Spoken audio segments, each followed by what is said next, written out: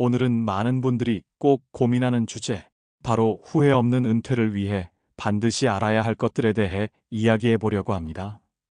은퇴는 단순히 일 그만두는 게 아니에요. 그 순간부터 인생의 완전 새로운 챕터가 열리잖아요. 근데 준비가 부족하면 경제적으로도 또 마음적으로도 후회가 남을 수 있습니다. 그래서 오늘은요, 재정, 건강, 인간관계, 그리고 심리적인 준비까지 은퇴 전에 꼭 알아야 할 핵심 포인트들을 사례와 함께 풀어드릴게요.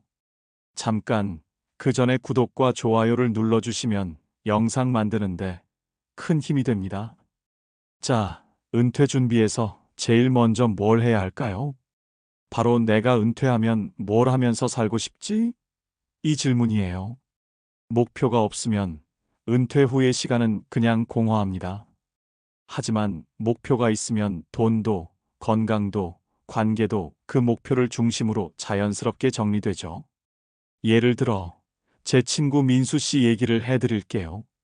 민수 씨는 59세에 은퇴를 앞두고 나는 은퇴하면 여행을 하면서 살겠다 이렇게 딱 정했습니다. 그래서 그 전부터 미리 여행자금 통장을 따로 만들어 놓고 1년에 최소 2번은 부부 여행을 가자고 계획했어요. 또 여행을 다니려면 건강이 중요하니까 은퇴 5년 전부터 꾸준히 수영을 배우고 체력을 키웠습니다. 결과가 어땠을까요? 은퇴 3년 차인 지금 부부가 함께 일본, 유럽을 다니면서 여전히 체력적으로 거뜬하고 여행 경비도 계획한 범위 내에서 잘 쓰고 계십니다. 목표를 정해두니까 삶이 흔들리지 않고 즐겁다 이렇게 말씀하시더라고요. 두 번째는 돈 이야기입니다. 여러분, 은퇴하면 한 달에 얼마가 필요할까요? 대충이 아니라 아주 구체적으로 계산해 봐야 합니다. 박 사장님 부부 이야기를 해드릴게요. 이 부부는 은퇴하기 전 한 달 생활비를 항목별로 다 적어봤습니다. 식비, 교통비, 보험료, 의료비, 심지어 손주 용돈까지요. 그랬더니 매달 최소 250만 원은 꼭 필요하다는 결론이 나왔습니다. 그래서 은퇴 전부터 국민연금, 개인연금, 월세까지 합산해서 매달 260만 원이 꼬박꼬박 들어오도록 맞춰놨습니다. 은퇴 후 생활비는 연금으로 딱 맞춰놓고 카페에서 나오는 수익은 여유 자금으로 쓰자 이렇게 정리한 거죠. 덕분에 지금은 카페 수익은 전부 여행이나 취미 생활에 쓰고 생활비 때문에 스트레스 받을 일이 전혀 없습니다. 은퇴 준비에서 제일 잘한 건 아내와 앉아서 구체적으로 계산해 본 거다라고 말씀하시더군요. 여러분도 꼭 생활비 계산 직접 해보셔야 합니다. 머릿속으로만 생각하면 절대 정확하지 않아요. 세 번째는 건강입니다. 돈도 좋지만 몸이 안 따라주면 아무 의미가 없죠. 은퇴 후 두 분의 삶을 비교해 드릴게요. 김 선생님은 교직에서 은퇴하신 뒤 매일 아침 6시에 일어나 1시간씩 걷기 운동을 하십니다. 또 기름진 음식 줄이고 정기적으로 검진도 받으세요. 덕분에 70이 넘었는데도 혈압, 당뇨 전혀 없고 체력도 50대 못지 않습니다. 그래서 지금도 등산 동호회, 여행 다니면서 활발하게 활동하고 계시죠. 반대로 같은 또래인 이웃 최 선생님은 몸은 알아서 버티겠지 하고 운동도 안 하고 식습관도 그냥 대충이었어요. 결국 은퇴 2년 만에 무릎이 안 좋아져서 걷는 게 힘들어졌습니다. 하고 싶은 게 있어도 몸이 안 따라주니 하루하루가 답답하다고 하시더군요. 이 두 분의 차이가 뭘까요? 바로 은퇴 전부터 건강을 관리했느냐 아니냐입니다. 네 번째는 인간관계예요.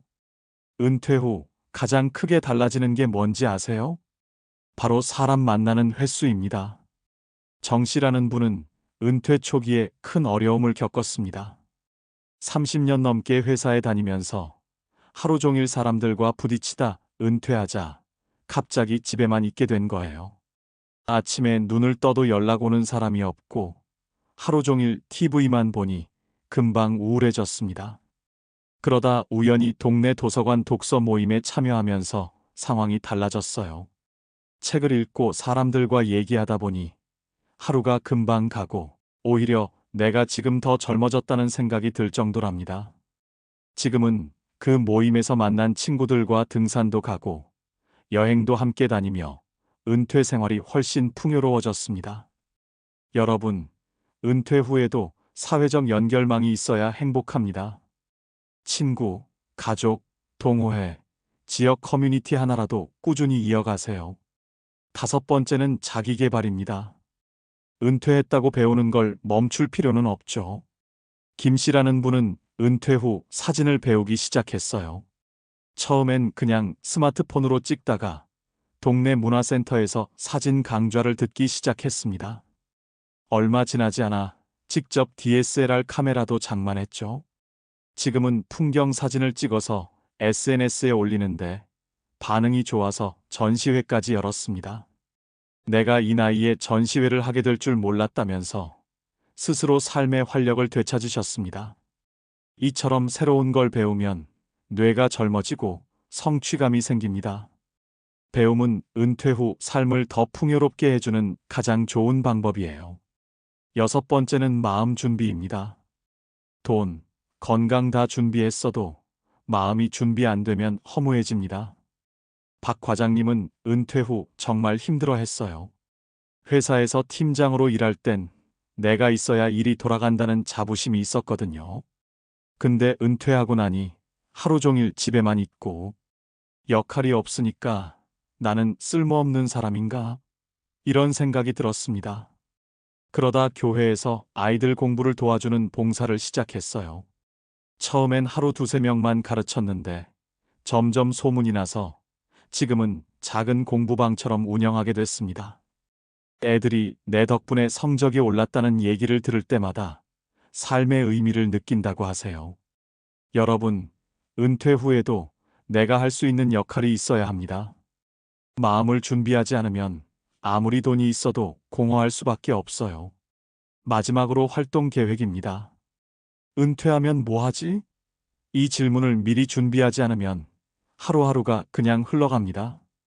예를 들어 윤 부부는 은퇴 직후 부부가 함께 루틴을 정했습니다. 아침에는 같이 조깅, 점심 후엔 각자 취미 시간, 일주일에 한 번은 봉사활동. 이렇게 스케줄을 만들어 놓으니까 은퇴 후에도 하루하루가 바쁩니다. 주변에서는 은퇴한 사람이 왜 이렇게 바쁘냐고 농담할 정도예요. 반대로 활동 계획이 없는 분들은요. 아침에 눈 떠도 할 게 없고 하루가 너무 길게 느껴집니다. 결국 이런 차이가 은퇴 후 삶의 만족도를 결정합니다. 오늘 말씀드린 7가지 다시 정리해 드릴게요. 목표, 돈, 건강, 관계, 배움, 마음가짐, 활동 계획. 이 7가지가 준비되면 은퇴는 두려운 게 아니라 새로운 시작이 됩니다. 여러분의 은퇴가 후회 없는 시간이 되길 바라며 오늘 영상이 도움이 되셨다면 구독과 좋아요 부탁드릴게요.